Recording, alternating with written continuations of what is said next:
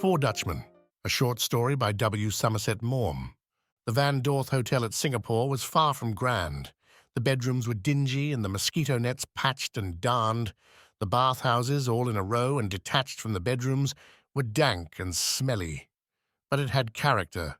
The people who stayed there, masters of tramps whose round ended at Singapore, mining engineers out of a job and planters taking a holiday, to my mind, bore a more romantic air than the smart folk, globe-trotters, government officials and their wives, wealthy merchants, who gave luncheon parties at the Europe and played golf and danced and were fashionable. The Dorth had a billiard room with a table with a threadbare cloth where ship's engineers and clerks in insurance offices played snooker. The dining room was large and bare and silent. Dutch families on the way to Sumatra ate solidly through their dinner without exchanging a word with one another, and single gentlemen on a business trip from Batavia devoured a copious meal while they intently read their paper. On 2 days a week there was Riestaffel, and then a few residents of Singapore who had a fancy for this dish came for tiffin. The Dorth Hotel should have been a depressing place, but somehow it wasn't. Its quaintness saved it. It had a faint aroma of something strange and half forgotten. There was a scrap of garden facing the street where you could sit in the shade of trees and drink cold beer. In that crowded and busy city, though motors whizzed past and rickshaws passed continuously, the coolies' feet pattering on the road and their bells ringing, it had the remote peacefulness of a corner of Holland. It was the third time I had stayed at the Dorth. I had been told about it first by the skipper of a Dutch tramp, the SS Utrecht, on which I had travelled from Maroc in New Guinea to Makassar. The journey took the best part of a month, since the ship stopped at a number of islands in the Malay archipelago, the Aru and the K Islands, Bandanera, Amboina, and others of which I have even forgotten the names, sometimes for an hour or two, sometimes for a day, to take on or discharge cargo.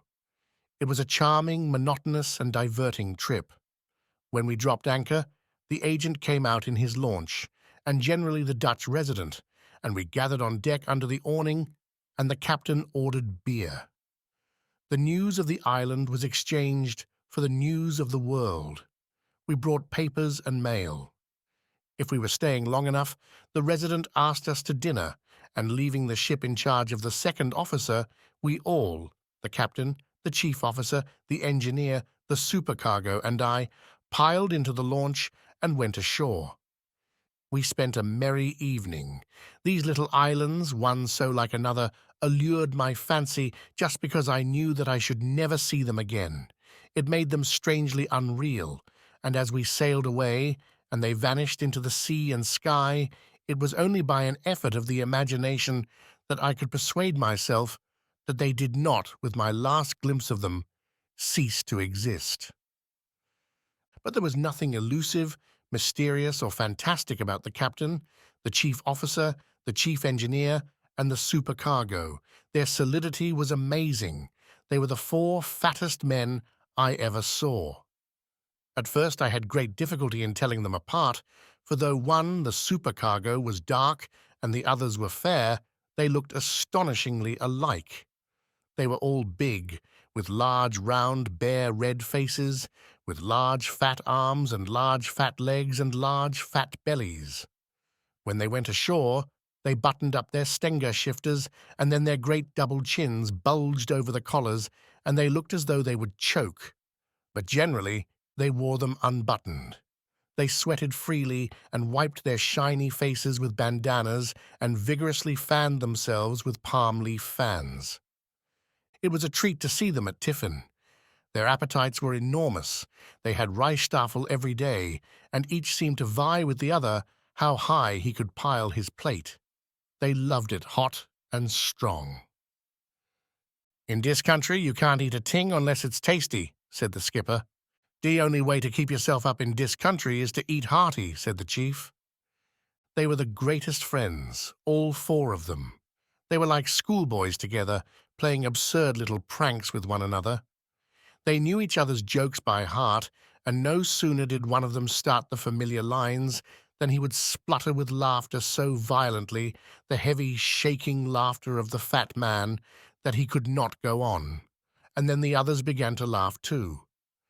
They rolled about in their chairs and grew redder and redder, hotter and hotter, till the skipper shouted for beer, and each, gasping but happy, drank his bottle in one enchanted draught. They had been on this run together for 5 years, and when, a little time before, the chief officer had been offered a ship of his own, he refused it. He would not leave his companions. They had made up their minds that when the first of them retired, they would all retire. All friends and a good ship, good grub and good beer. What can a sensible man want more? At first, they were a little standoffish with me. Although the ship had accommodation for 6 passengers, they did not often get any, and never one whom they did not know. I was a stranger and a foreigner. They liked their bit of fun and did not want anyone to interfere with it. But they were all of them very fond of bridge, and on occasion the chief and the engineer had duties that prevented one or the other from playing. They were willing to put up with me when they discovered that I was ready to make a fourth whenever I was wanted. Their bridge was as incredibly fantastic as they were. They played for infinitesimal stakes, 5 cents 100. They did not want to win one another's money, they said. It was the game they liked. But what a game! Each was wildly determined to play the hand, and hardly one was dealt without at least a small slam being declared. The rule was that if you could get a peep at somebody else's cards, you did, and if you could get away with a revoke, you told your partner when there was no danger it could be claimed, and you both roared with laughter till the tears rolled down your fat cheeks. But if your partner had insisted on taking the bid away from you and had called a grand slam on 5 spades to the queen, whereas you were positive on your 7 little diamonds you could have made it easily, you could always score him off by redoubling without a trick in your hand. He went down 2 or 3,000, and the glasses on the table danced with the laughter that shook your opponents. I could never remember their difficult Dutch names, but knowing them anonymously, as it were, only by the duties they performed, as one knows the characters Pantaloon, Harlequin, and Punchinello of the old Italian comedy, added grotesquely to their drollery.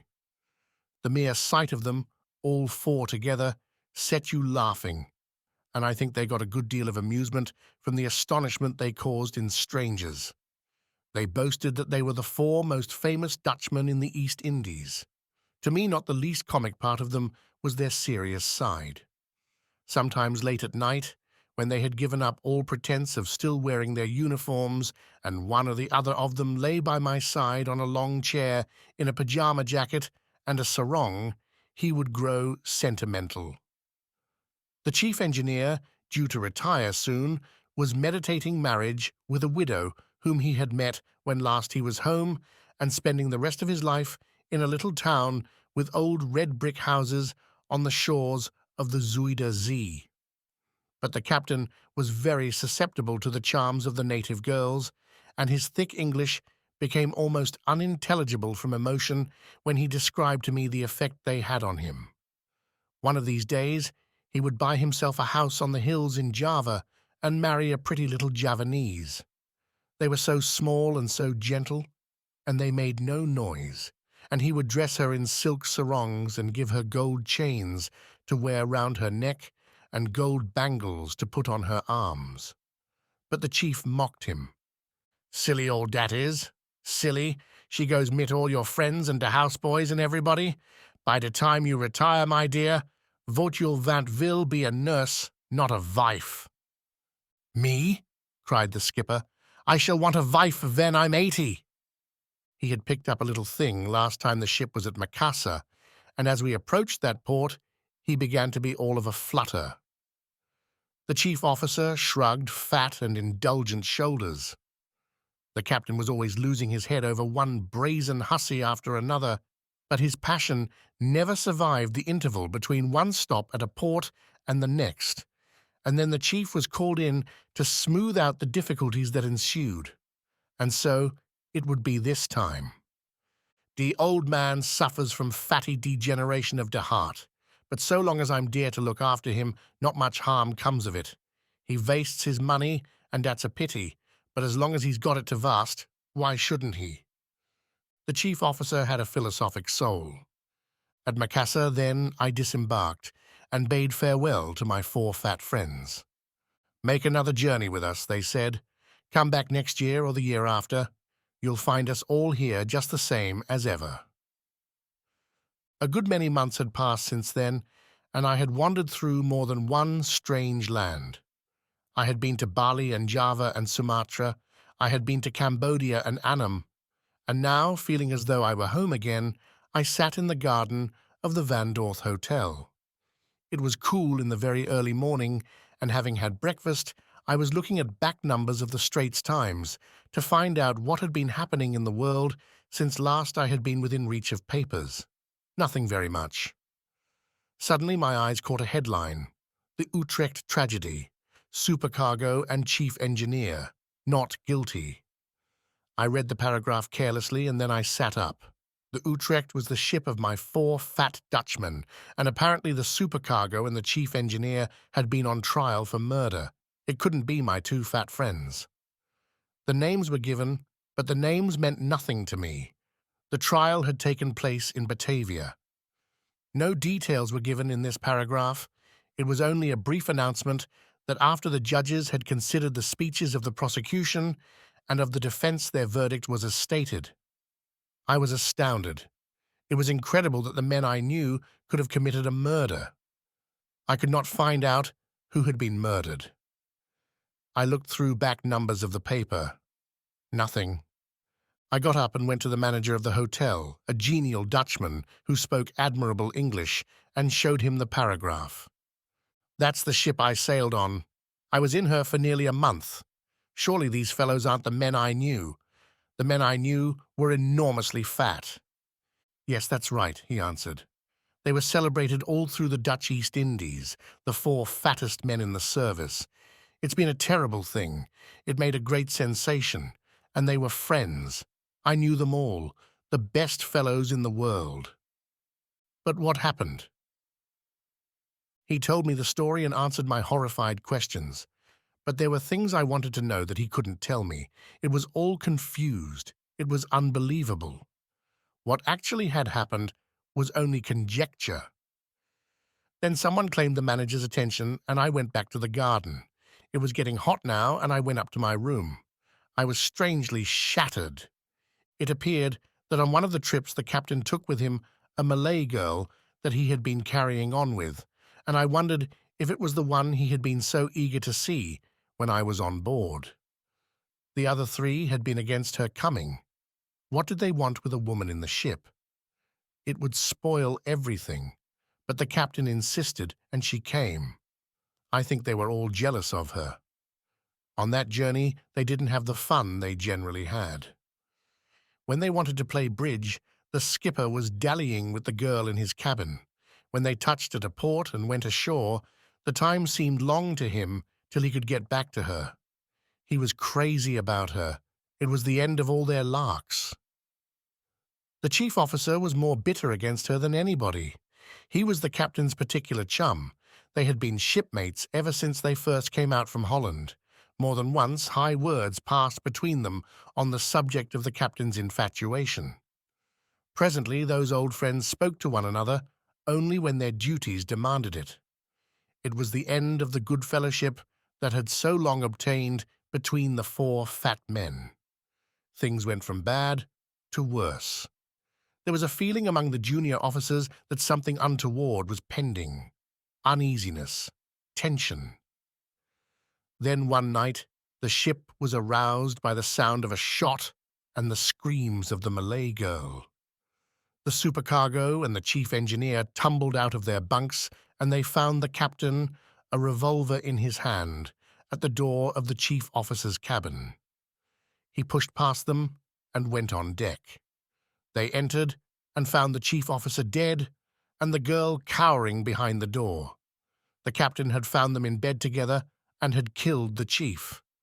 How he had discovered what was going on didn't seem to be known, nor what was the meaning of the intrigue. Had the chief induced the girl to come to his cabin in order to get back on the captain, or had she, knowing his ill will and anxious to placate him, lured him to become her lover?